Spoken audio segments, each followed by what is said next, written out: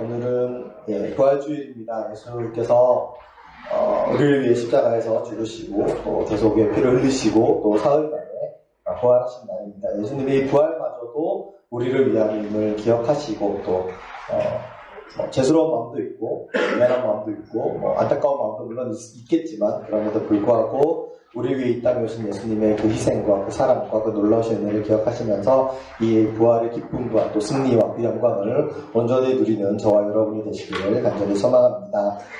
그러니까 오늘 본문 누가복음 15장은 특징적으로 이제 비유만 3개가 있어요.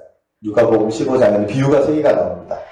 오늘 우리가 읽은 본문인 이제 잃은 양을 찾는 목자에 대한 그 비유가 나오고 또 이어서 나오는 부분에는 잃은 드라크마를 찾는 비유가 나옵니다. 그러니까 드라크마 동전이거든요.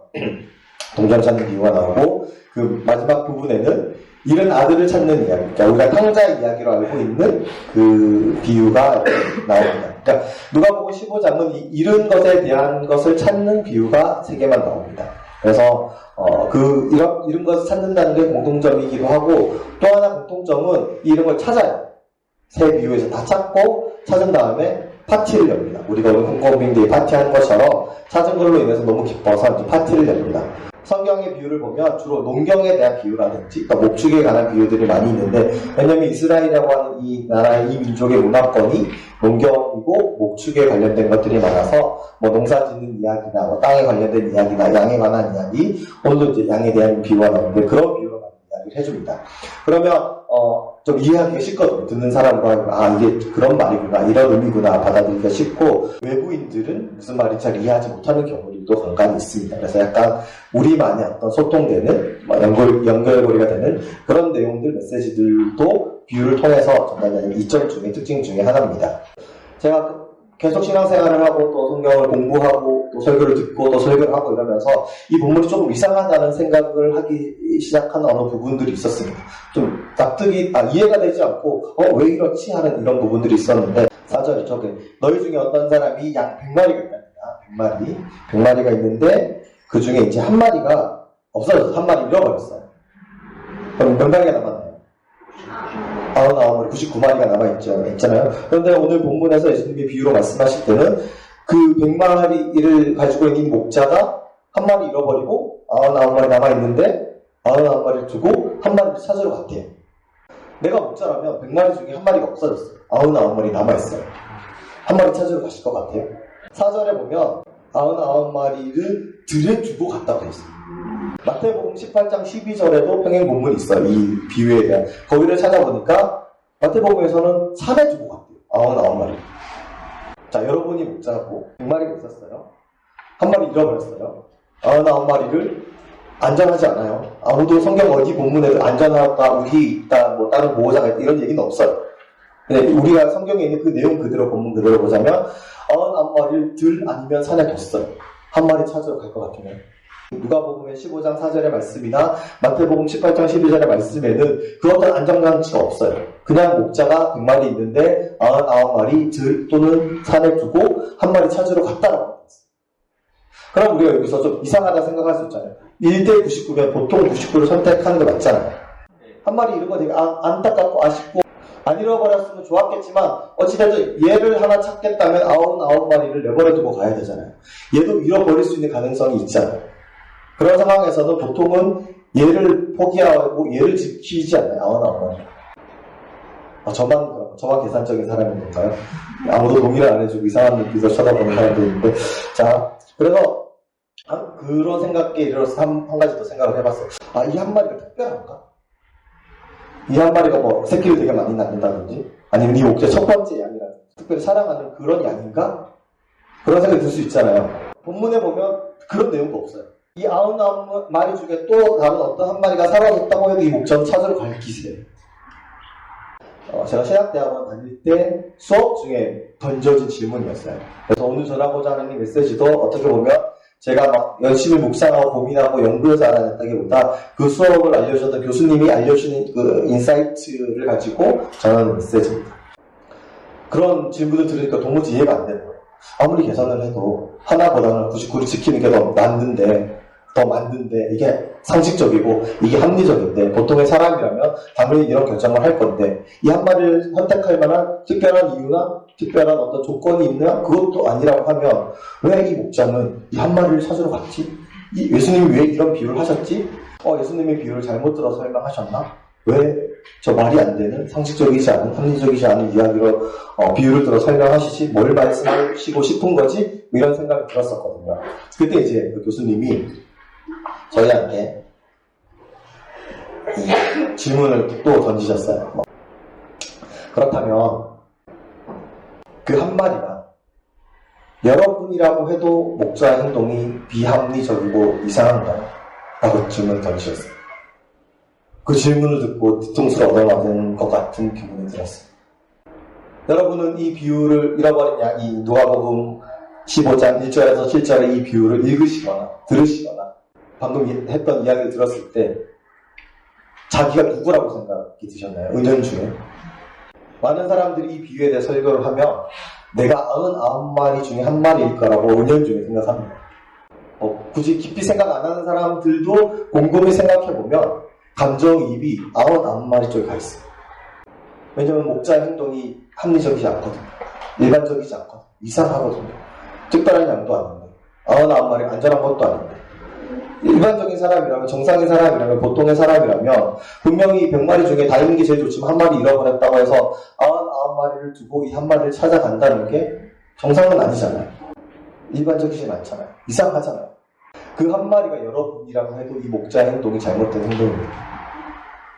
그 잃어버린 한 마리가 여러분이라고 해도 나라고 해도 이 목자의 행동이 합리적이지 못하고 비정상적이고 바보 같은 짓입니다. 여러분이 그 양이라고 한번 생각해 보십시오. 어쩌다 길을 잃어버렸어요. 물 위에 떨어져 나왔어요. 어디로 가야 될지도 모르겠어요. 허허 벌판에 아무도 없고 혼자 그냥 앞만 보고 계속 걸어갑니다. 어떤 위험이 닥칠지, 어떤 맹수가 나를 덮칠지, 아니면 맨날 며칠을 물도 없고 풀도 없이 먹이도 없이 계속 걸어가다가 굶어 죽을지도 모를 그런 상황 가운데 있다고 생각해 봅시다. 무섭고 두렵고 떨리지 않으시겠습니까? 내가 어떻게 죽을지 모르겠다는 그 공포에 사로잡히지 않겠습니까? 그때 저 멀리서 어디선가 들어본 듯한 목소리가 들립니다. 나를 부르는 것 같아. 그래서 자세히 주변을 두리번 보니까 저 멀리서 어떤 사람 같은 존재가 보입니다. 점점 그 존재가 나를 향해서 오면서 나의 이름을 부르고 나에게 달려옵니다. 가까이 와서 보니까 나의 목자가 나를 향해서 오고 있는 그 모습이, 나를 향해 달려오고 있는 그 모습이 보였다고 한번 생각해 보십시오. 이런 나를 찾아서 온 광야를 헤매고 온 들판을 헤매고 어디서 잃어버렸는지도 모르는데도 나를 찾기 위해서 99마리 양을 내버려 두고 나를 찾아오시는 나의 목자, 나의 주인의 모습이, 나를 애타게 부르고 나를 찾았을 때 너무나 기뻐하고 즐거워하며 밝은 모습으로 달려오는 그 모습을 봤다면 이 비유에서 예수님이 말씀하시고 싶은 건 아마도 이 비유에서 예수님이 말씀하시고 싶으신 거는 잃어버린 양을 찾으라가 아닙니다. 우리가 바로 양입니다. 우리가 바로 그 잃어버린 양입니다. 누가복음 19장 10절에 예수님이 이 땅에 오신 것은 잃어버린 자를 찾아서 구원하기 위해 이 땅에 오셨다라고 그렇게 말씀을 하십니다.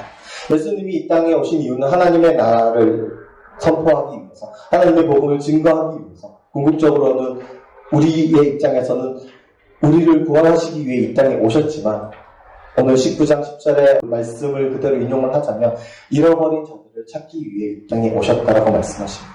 잃어버린 자들을 찾아서 구원하기 위해 이 땅에 오셨다라고 말씀하십니다.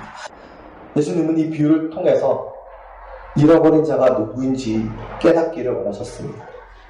1절을 보면 이렇게 나옵니다. 제가 1절을 읽어드릴게요. 1절에 보면 모든 세리와 죄인들이 말씀을 들으러 가까이 나오니라고 되어 있습니다. 그런데 2절에 보면 바리새인과 서기관들이 수군거려 한다고 나와 있습니다. 그들은 예수님을 비방합니다. 그들이 말하기를 이 사람이 죄인들과 함께 어울린다라고, 함께 밥 먹는다라고 그렇게 얘기해요.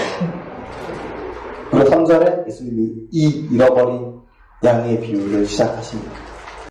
과연 잃어버린 사람이 누굴까요? 세리들과 죄인들일까요? 아니면 바리새인과 서기관들일까요? 세리와 죄인들도 처음엔 잃어버린 자였겠죠.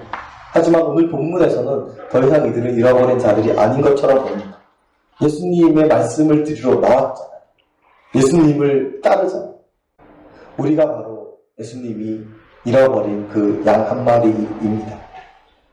과거에 그랬을 수도 있고, 지금은 아닐 수도 있지만, 또 미래의 어느 순간에 또다시 잃어버린 양이 한 마리가 될 수도 있습니다.